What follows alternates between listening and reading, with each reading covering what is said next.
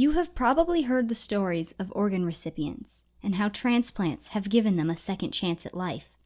But organ donation affects more than just that one person. It is a gift to every family member who gets more time, every friend who gets to share another laugh, and every loved one who no longer has to say goodbye. I want to tell you those stories. This is who benefits. This is who remembers. And this is who gives thanks. My husband is Scott, and he had a lung transplant 2.5 years ago. My dad received a liver transplant when I was in 4th grade. I've never met another woman like her. So she is the love of my life. He was born with a congenital heart defect. My loved one is my father. He is one of 3 in a triplet family. My dad has something called Wegener's disease. It's an autoimmune disease that affects your kidneys, lungs, joints, and your sinuses. She was diagnosed with lupus when she was around the age of 14. His heart was hooked up backwards, so the oxygenated blood was going to his lungs, and the deoxygenated blood was going to the rest of his body, so he wasn't getting as much oxygen as we all need. I mean, he was in very severe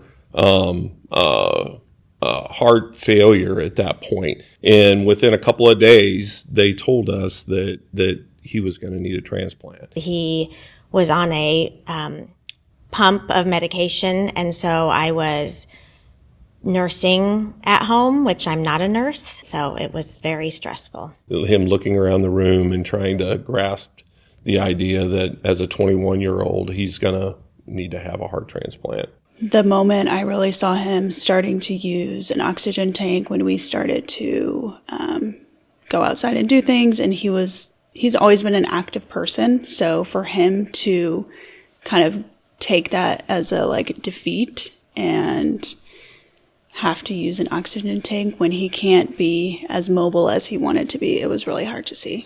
When you're in the 4th grade and you're being told that they need to cut open your dad and replace an organ, it's scary. I think I was a little surprised, but I knew that with a congenital heart defect that was pretty rare, that it was definitely a possibility. So I felt surprised yet hopeful. I was at home. Both my parents called me, and they're just like, "It's happening." And I was like, "What do you mean? It's already happening."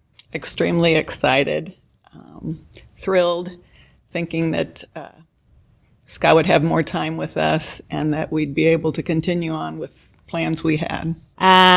It was a feeling of relief that I cannot even put into words. It creates the opportunity that we might have an answer to the problem that we're trying to solve for here. The challenge with that is you also realize at that point that somebody else is going through a very hard time, a very horrible time in their life, and the family members of that individual are on the other end of that pendulum. A lot of things for the better. We're able to do more family activities, and it just seems like we have bonus years and time with Scott. Energy level that I've never seen before in her. It's as if she just can't do enough. Once he started getting better, we decided to take a once-in-a-lifetime trip, which was amazing to be able to witness him not with his oxygen tank and just kind of back to his normal self. You really try to live in the moment. You try to take advantage of the opportunities you have to do the things that you want to do, to spend the time with the people that are important to you. Being more involved in the kids' lives is what's changed the most. I wouldn't have a dad. Well, I would have lost a son. I would be a widow and have 2 teenage sons to raise. It completely changed our lives.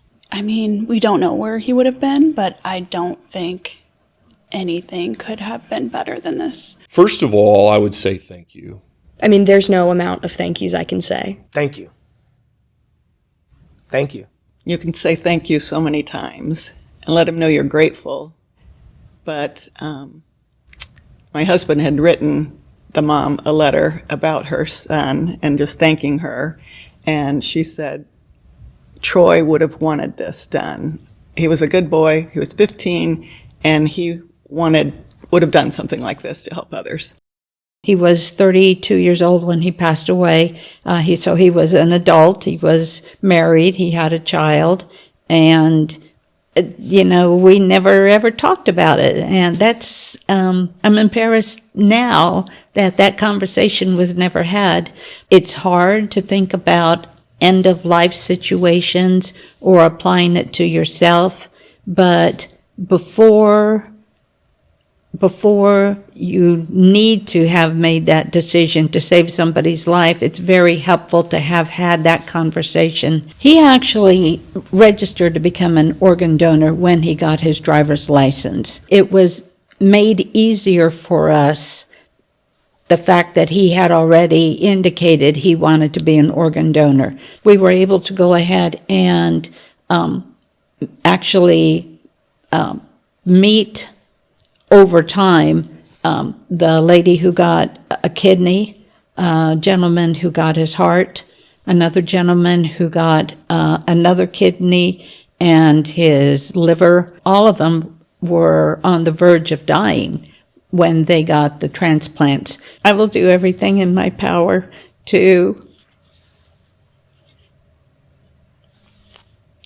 support organ donations and his memory. I just love him and miss him.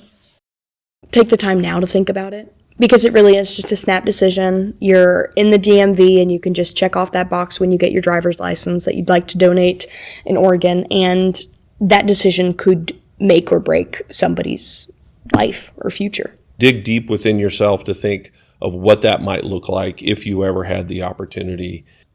Tell them more about my experience and how it's changed my family and gave my husband a second chance at life. Most amazing, most important gift that you could ever give somebody. Taking the time to think about how you can impact someone else's life is so amazing. As soon as you can check that box off on your license, as soon as you get your license, talk with your parents and check it off.